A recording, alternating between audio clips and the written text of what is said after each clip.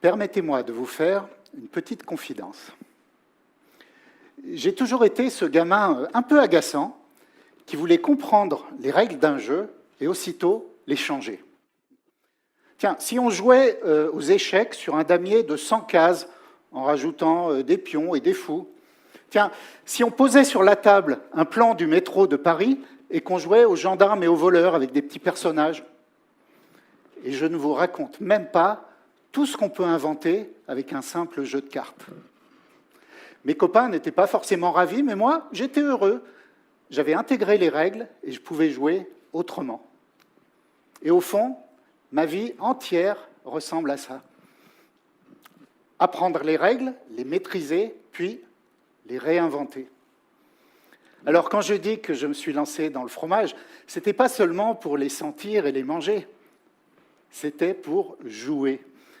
Jouer avec les goûts, les formes, les textures, mais aussi jouer avec les mots, les histoires, les cultures, et surtout, ne jamais perdre ma curiosité et ma créativité. Je vous propose un voyage dans le temps. Dans mon enfance, j'avais donc un tempérament très curieux et un fort penchant pour le jeu. Je pouvais passer des heures dans un atlas ou une encyclopédie. J'apprenais les capitales, je dessinais mes propres cartes. Avant de commencer à apprendre l'anglais en 6e, j'essayais de comprendre les paroles des chansons des Beatles avec un petit dictionnaire. Dehors, je proposais qu'on joue au foot avec un ballon de rugby ou qu'on joue au rugby avec une frite de piscine. Et oui. Mais il y a un jeu que je n'aimais pas du tout, mais alors pas du tout, ni dans sa mécanique simpliste, ni dans son état d'esprit, le Monopoly. Alors, j'aimais aussi la BD, la littérature, Tintin, Gottlieb, les romans historiques, et puis plus tard, Vian, Borges, Pérec. Et mon monde intérieur était une fabrique d'histoire et d'expérience. Mais au-delà de tout, un mot-clé me définissait, la gourmandise. D'ailleurs, jouer est une forme de gourmandise, où l'on se confronte à une nécessaire modération. Et du côté des nourritures terrestres, pour moi, c'était le fromage. J'en mangeais le plus possible. Je voulais goûter à tous les fromages, connaître leurs origines et leurs caractéristiques. Mais bon, à 7 ou 8 ans, on est bien obligé de passer plus de temps à l'école qu'à table. Alors j'allais à l'école et j'étais plutôt bon élève, studieux, mais toujours avec un petit grain de fantaisie. Je me souviens des cours d'histoire. Pendant que la prof parlait de la Révolution française, je me demandais déjà, mais quel fromage on consommait en 1789 ? Et est-ce que les sans-culottes mangeaient des boutons de culotte ? Est-ce que Louis XVI et Robespierre aimaient le brie jusqu'à en perdre la tête ? Mais voilà mon esprit, toujours relier le savoir au plaisir. Une dizaine d'années plus tard, à l'âge de 18 ans, je suis arrivé à l'EM Lyon. Alors j'y ai vite pratiqué la gourmandise au sein de l'équipe du Petit Paumé. Je testais des restaurants, j'écrivais des critiques humoristiques. Mais surtout, l'EM Lyon, cette belle et grande école, m'a fourni, car c'était son but, une voiture performante, ma formation, un permis de conduire, mon diplôme, et un accès privilégié à l'autoroute de la réussite, à savoir des grandes entreprises qui se bousculaient pour recruter des jeunes diplômés. Alors, j'ai filé tout droit sur cette autoroute, d'abord dans un grand groupe industriel qui m'a permis de découvrir le monde en travaillant dans le secteur de l'énergie. Mais il n'y a pas beaucoup de place pour la fantaisie, quand même, dans les turbines à vapeur ou dans les disjoncteurs haute tension. Et surtout, en progressant dans la hiérarchie, j'ai réalisé que tout le monde jouait au Monopoly. Ce jeu ne me convenait pas. J'ai quitté la table, je suis parti. Et j'ai rejoint une petite entreprise à taille humaine, un cabinet de conseil en stratégie où j'ai travaillé sur des dossiers passionnants, où l'on peut être un petit peu créatif, contribuer à changer les règles. Mais voilà, au bout de 7 ans, je me suis cramé, j'ai lâché. Trop de pression, trop de charge mentale et pas assez d'espace pour mes respirations ludiques et créatives. Alors oui, oui, beaucoup de camembert, mais seulement sur PowerPoint. Et c'est là que j'ai quitté l'autoroute des alumni. Alors je suis passé au péage, c'est-à-dire que j'ai accepté de réduire drastiquement mes revenus, mes trains de vie, et j'ai pris la sortie vers ce merveilleux paysage qui, petit à petit, m'appelait de plus en plus fort, le fromage. Oui, alors j'ai racheté un petit magasin de fromage à Rambouillet, à un couple qui partait à la retraite. Et puis, comme un gamin qui s'invente un nouveau terrain de jeu, j'ai rebaptisé cette boutique Tout un fromage, tout un programme. Alors mes débuts ont été passionnés, boulimiques. Je voulais tout voir, tout comprendre. Je rencontrais des éleveurs, des producteurs, des affineurs. Je découvrais comment, derrière chaque fromage, se cachent des climats, des animaux, des gestes transmis. Et pour moi, le fromage est devenu une bibliothèque vivante où chaque fromage raconte son terroir, ses habitants, ses traditions. Et moi, j'ai voulu devenir ce bibliothécaire gourmand qui connaît chaque histoire et dont les yeux brillent quand il découvre un nouvel ouvrage, un nouveau fromage. Et c'est pour cette raison que j'admirais énormément l'expertise et le talent des meilleurs ouvriers de France. Ils et elles incarnent dans une centaine de métiers l'excellence professionnelle. Alors, j'ai voulu relever ce défi, me hisser à leur niveau. Je me suis inscrit au concours qui a lieu tous les 4 ans. Et ce concours, alors je l'ai préparé d'une façon très très intensive, quasi obsessionnelle, en mode prépa. Et j'ai eu la chance d'obtenir en 2015 ce titre de meilleur ouvrier de France, ou plutôt, selon sa dénomination officielle, un des meilleurs ouvriers de France. Ensuite, mon entreprise a prospéré, mais je suis toujours resté dans ma petite boutique de Rambouillet.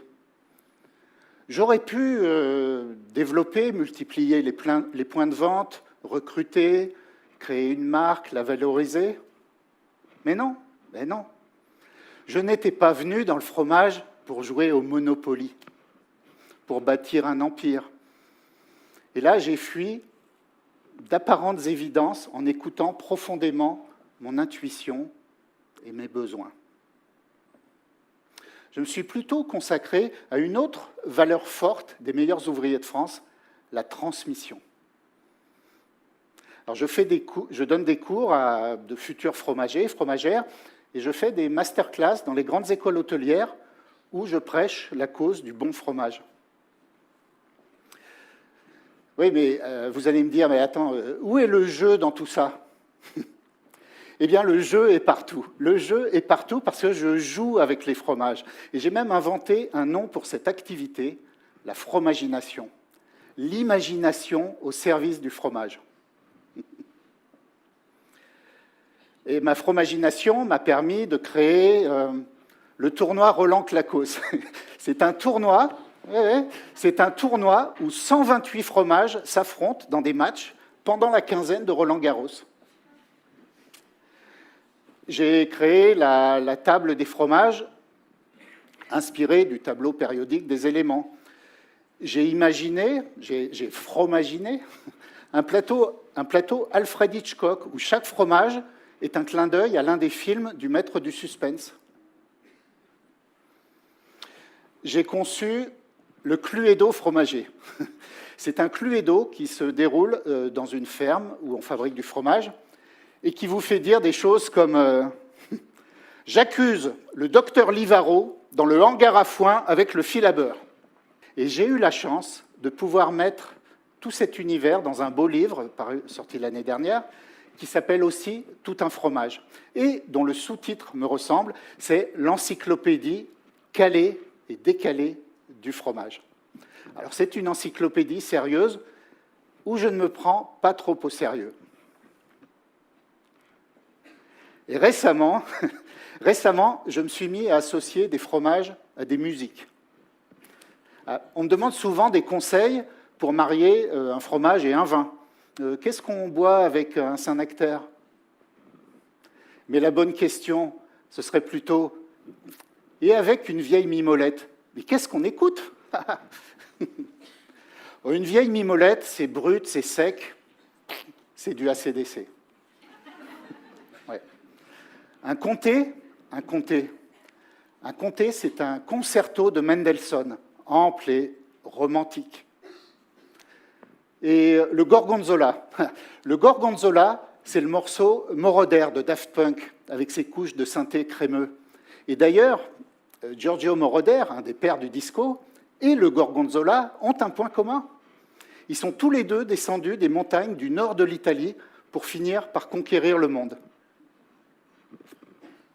Alors quand je raconte cela, les gens rient, sourient, retiennent, cherchent d'autres associations et n'ont plus qu'une seule envie, déguster les fromages avec leur playlist. Transmettre en jouant, apprendre en s'amusant.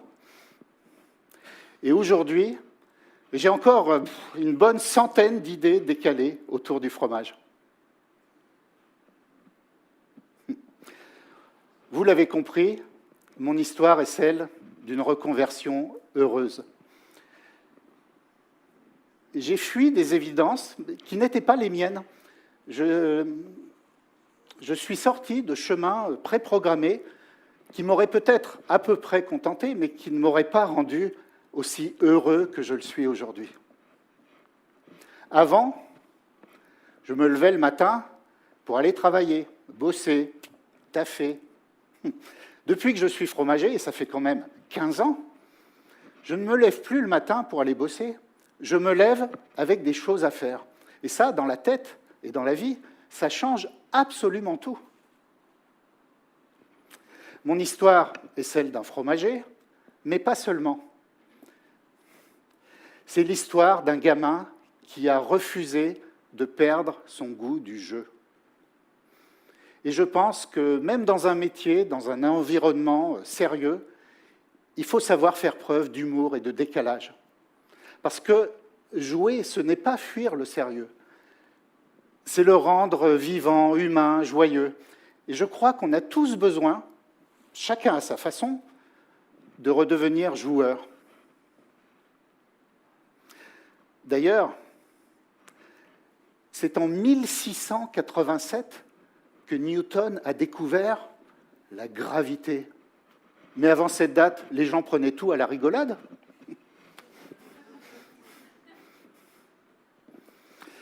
Alors ce soir, si vous repartez avec une seule idée, que ce soit celle-ci.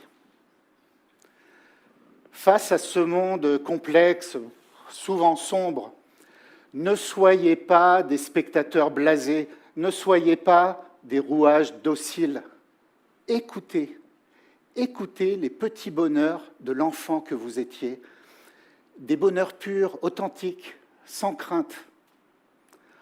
En vous reconnectant à ces petits bonheurs, vous remettrez de la joie et de l'harmonie dans vos vies sérieuses de grands. Jouez, riez, créez, inventez vos règles. Façonnez vous-même votre propre fromage.